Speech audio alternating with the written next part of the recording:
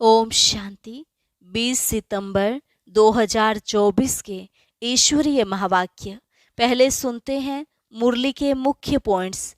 बाबा ने कहा, अभी तुम बच्चों की एम है बाप को याद कर पूरा सतो प्रधान बनने की।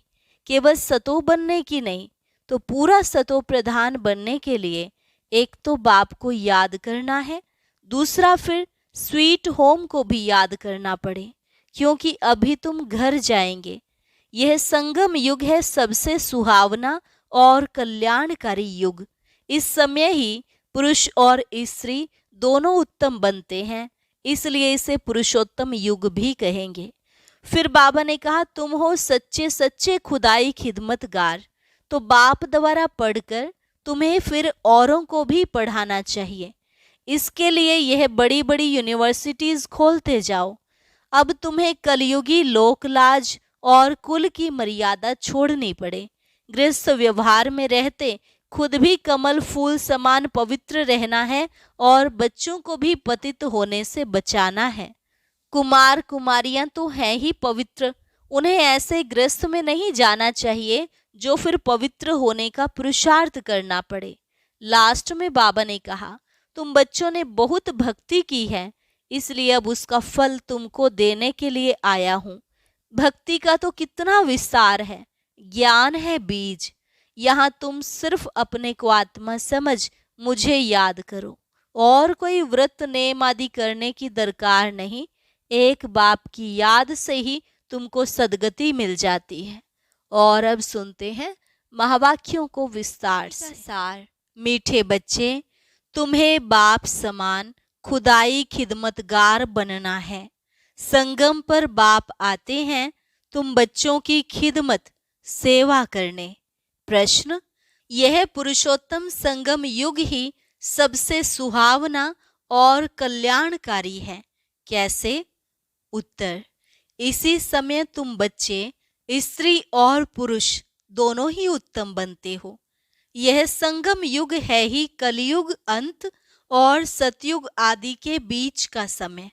इस समय ही बाप तुम बच्चों के लिए ईश्वरीय यूनिवर्सिटी खोलते हैं। यहाँ तुम मनुष्य से देवता बनते हो। ऐसी यूनिवर्सिटी सारे कल्प में कभी नहीं होती। इसी समय सबकी सदगति होती है। ओम शांति। रूहानी बाप रूहानी बच्चों को बैठ समझाते हैं। यहाँ बैठे बैठे एक तो तुम बाप को याद करते हो, क्योंकि वह पतित पावन है। उनको याद करने से ही पावन सतो प्रधान बनने की तुम्हारी एम है। ऐसे नहीं, सतो तक एम है, सतो प्रधान बनना है। इसलिए बाप को भी जरूर याद करना है, फिर स्वीट होम को भी याद करना है, क्योंकि वहां जाना है। फिर माल मिल्कियत भी चाहिए, इसलिए अपने स्वर्ग धाम को भी याद करना है, क्योंकि यह प्राप्ति होती है। बच्चे जानते हैं हम बाप के बच्चे बने हैं, बरोबर बाप से शिक्षा लेकर हम स्वर्ग में जाएंगे, नंबरवार पुरुषार्थ अनुसार। बाकी जो भी जीव की आत्माएं हैं वह शांति धाम में चली जाएंगी। घर तो जरूर जाना है। बच्चों को यह भी मालूम हुआ अभी है रावण राज्य, इसकी भेंट में सतयुग को फिर नाम दिया जाता है राम राज्य। दो कला कम हो जाती हैं, उनको सूर्यवंशी, उनको चंद्रवंशी कहा जाता है।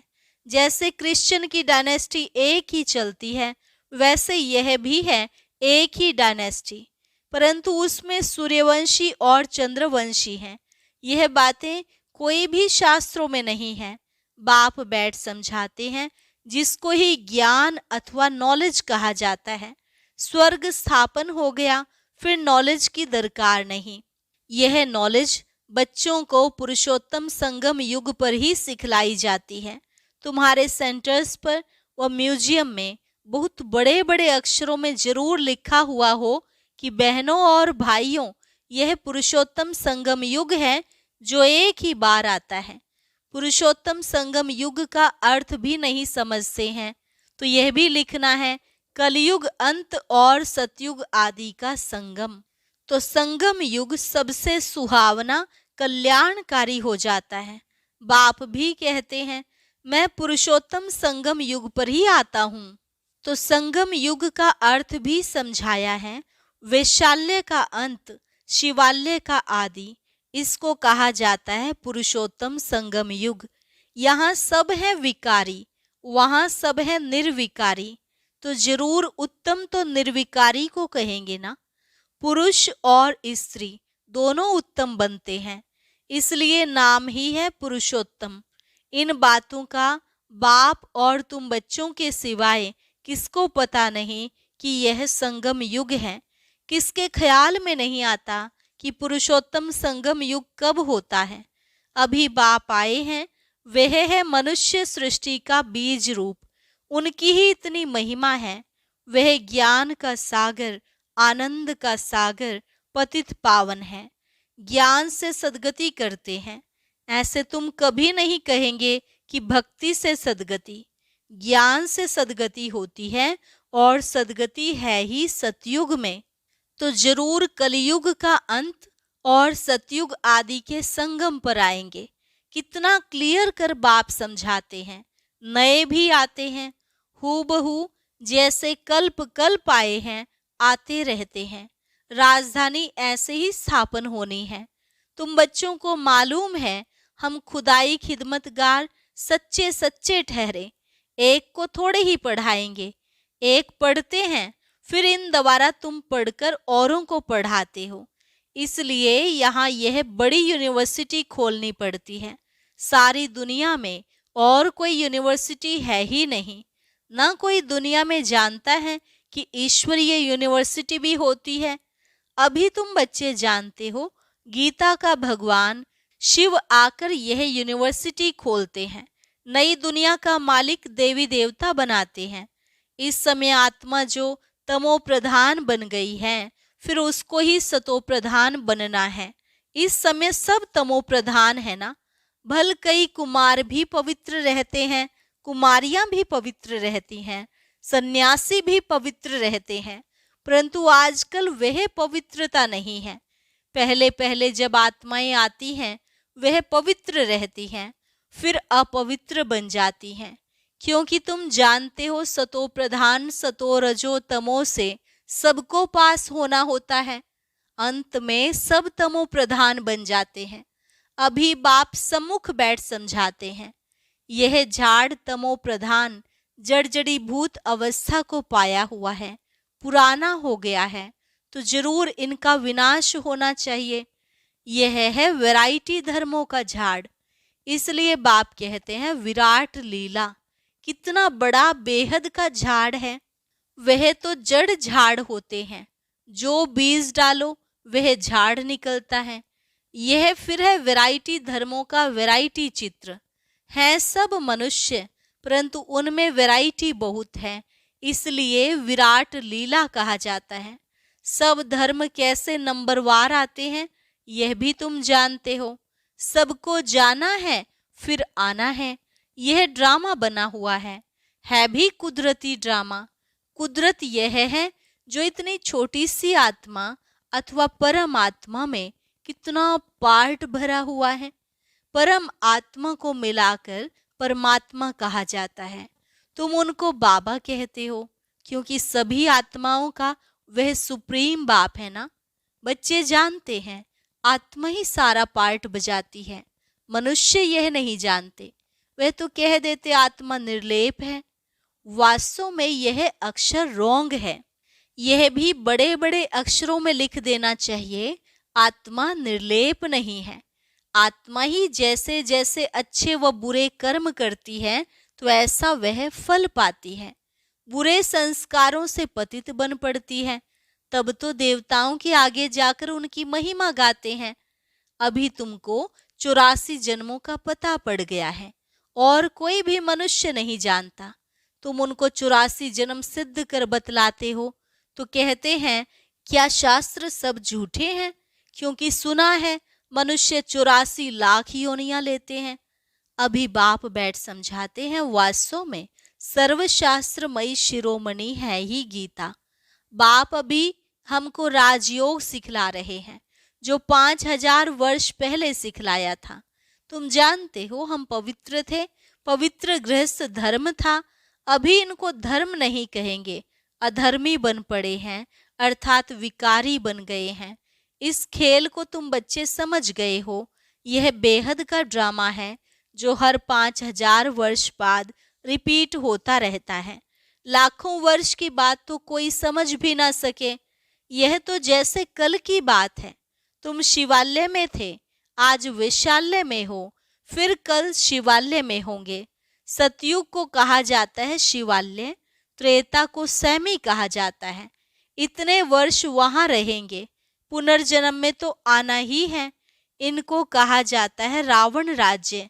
तुम आधा कल्प पतित बने, अब बाप कहते हैं गृहस्थ व्यवहार में रहते कमल फूल समान पवित्र बनो। कुमार और कुमारियां तो हैं ही पवित्र, उन्हों को फिर समझाया जाता है ऐसे गृहस्थ में फिर जाना नहीं है जो फिर पवित्र होने का पुरुषार्थ करना पड़े। भगवानुवाच है ना कि पावन बनो, तो बेहद के बाप का मानना पड़े ना। तुम गृहस्थ व्यवहार में रहते कमल फूल समान रह सकते हो, फिर बच्चों को पतित बनने की आदत क्यों डालते हो, जबकि बाप 21 जन्मों के लिए पतित होने से बचाते हैं। इसमें लोक लाज कुल की मर्यादा भी छोड़नी पड़ती है। यह है बेहद की बात।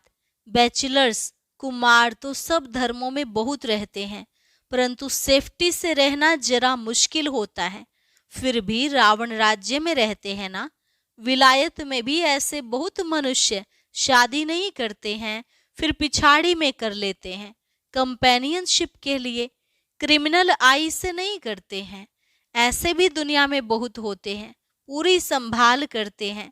फिर जब मरते हैं तो कुछ उनको देकर जाते हैं, कुछ धर्माऊ लगा देते हैं, ट्रस्ट बनाकर जाते हैं। विलायत में भी बड़े बड़े ट्रस्ट होते हैं जो फिर यहाँ भी मदद करते हैं। यहाँ ऐसा ट्रस्ट नहीं होगा जो विलायत को भी मदद करे। यहाँ तो गरीब लोग हैं, क्या मदद करेंगे। वहाँ तो उन्हों के पास पैसे बहुत हैं। भारत तो गरीब है ना। भारतवासियों की क्या हालत है। भारत कितना सिरताज था, कल की बात है। खुद भी कहते हैं 3000 वर्ष पहले पैराडाइज था। बाप ही बनाते हैं। तुम जानते हो बाप कैसे ऊपर से नीचे आते हैं पतितों को पावन बनाने। वह ही ज्ञान का सागर, पतित पावन, सर्व का सद्गति दाता और सबको पावन बनाने वाला है। तुम बच्चे जानते हो मेरी महिमा तो सब गाते हैं।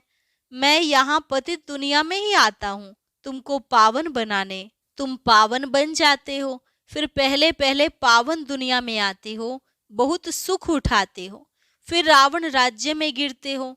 भल गाते तो हैं परम पिता परमात्मा ज्ञान का सागर, शांति का सागर, पतित पावन है, परंतु पावन बनाने के लिए कब आएंगे यह कोई भी जानते ही नहीं है।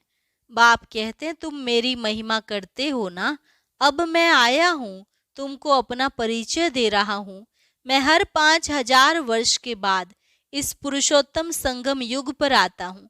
कैसे आता हूँ वह भी समझाता हूँ, चित्र भी है। ब्रह्मा कोई सूक्ष्म वतन में नहीं होता है, ब्रह्मा यहाँ है और ब्राह्मण भी यहाँ है, जिसको ग्रेट ग्रेट ग्रैंड फादर कहा जाता है, जिसका फिर सिजरा बनता है। मनुष्य सृष्टि का सिजरा तो प्रजापिता ब्रह्मा से ही चलेगा ना। प्रजापिता है तो जरूर उनकी प्रजा होगी। कुख वंशावली तो हो न सके, जरूर अडोप्टेड होंगे।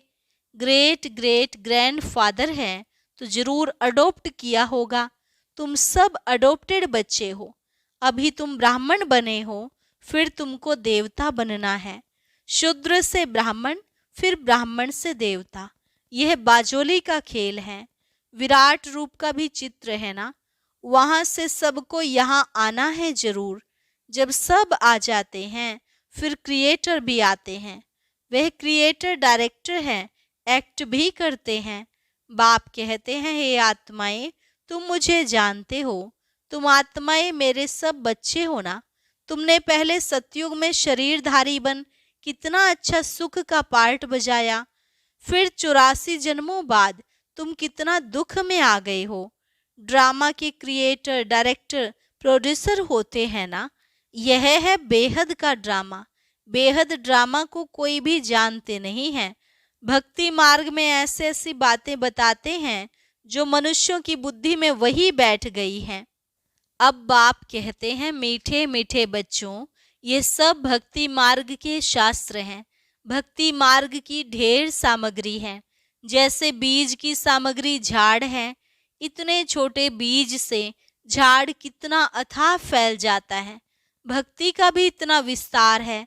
ज्ञान तो बीज है, उसमें कोई भी सामग्री की दरकार नहीं रहती है। बाप कहते हैं, अपने को आत्मा समझ, बाप को याद करो। और कोई व्रत नेम नहीं है, ये सब बंद हो जाता है। तुमको सदगति मिल जाएगी, फिर कोई बात की दरकार नहीं। तुमने ही बहुत भक्ति की है, उसका फल तुमको देने के लिए आया हूँ। देवताएं शिवालय में थे ना, तब तो मंदिर में जाकर उन्हों की महिमा गाते हैं।